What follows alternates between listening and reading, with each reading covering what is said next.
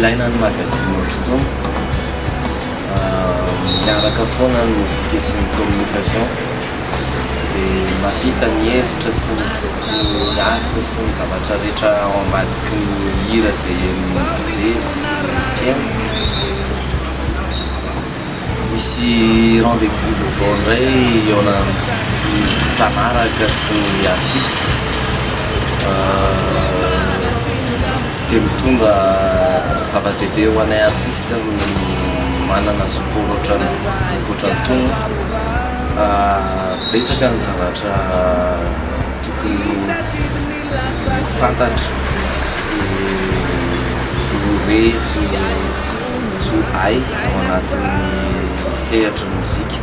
Ho an'ny mpiaino sy mpijery koa izy dia